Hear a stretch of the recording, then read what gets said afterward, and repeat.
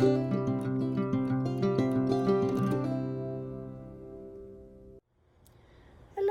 and welcome to another episode of I Demand a Homestead.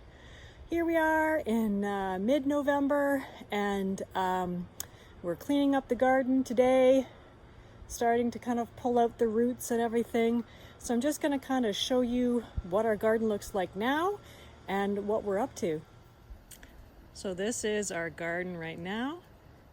You can see our orchard there. Trees have pretty much all lost their leaves. Here's our vegetable garden. You can see that we still have some celery in there. We've got kale. If we move along here, you can see what we're doing to kind of get ready for the winter. So, pardon for the fast pan there. Normally what we do is we will take our lawn tractor and we will go and collect our leaves and mulch them up. And then we will kind of see they're all gathered in piles right now in the orchard here. And then after that, we spread them out on all of our gardens, like you can see here. We spread them out over the area that was the peppers and the tomatoes and the eggplants. And I still have some that I'm going to spread out when we pull out everything else. So we still, as I said, have our celery. Kind of move along. There's our kale. The kale is going to stay in. It's fine even underneath the snow.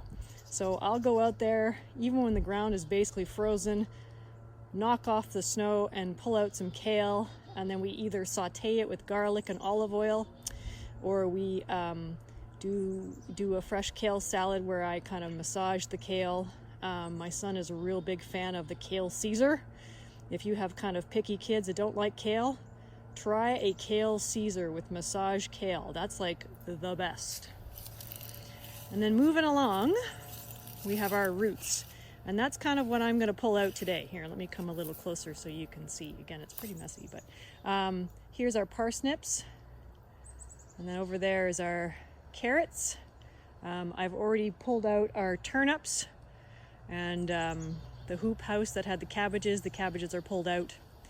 And then I've got a pile of leaves kind of over here that once I finish pulling out the roots, I will then spread the leaves over there. And you can see the one garden here, the last one of our three, where we had our beans and our squash. This one is completely put to bed, as it were, ha ha ha. And it, in the spring, as soon as it's time, it will be ready to plant. And because of all the leaves, we won't get nearly as many weeds, and then the leaves act as compost, and I don't have to add any extra fertilizer or anything. And then the other thing that we do is, I come down here, like all the tops of the carrots and the tops of the turnips, and you can see there's a bit of cabbage there. I'm gonna put those all in with our chickens. All right, so I've put in those turnip greens into the chickens here. You can see they are loving this. And what they don't eat, so I'll even put things in there that they don't eat as long as they're not poisonous. What they don't eat, they'll scratch around in, and they'll kind of poop on it and scratch, and by the spring that'll be beautiful compost that I will use to kind of top dress and put around my plants like my tomatoes and squash that I know need a lot of extra fertilizer. So this is a great way to kind of prevent things from going to waste. Things that are kind of a little bit woody and they can't break down or are poisonous, that's a bit of a mess. Anyway, I'll put those in my composter. Here is our bed kind of where I was growing cucumbers and peppers right against the house where the root cellar is there. And you can kind of see what we do every year here. So you can see I've put down cardboard.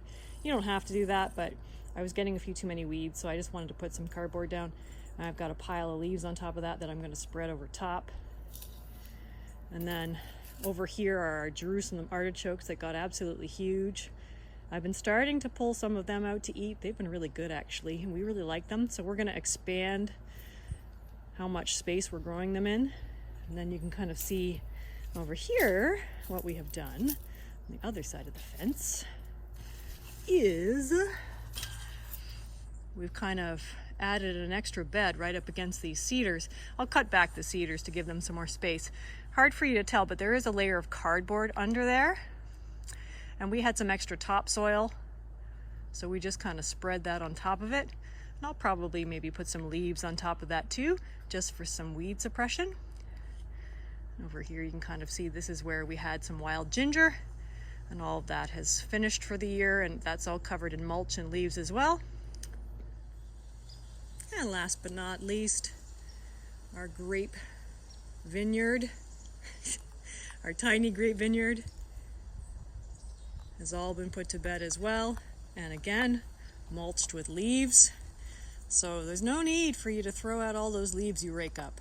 Even if you have a small place, you can just get a mulching attachment, or a bagger rather, for your lawnmower, or just run your lawnmower over them and they'll mulch them up, and then just scoop them up into your wheelbarrow or whatever, put them on whatever vegetable garden, whatever size you have.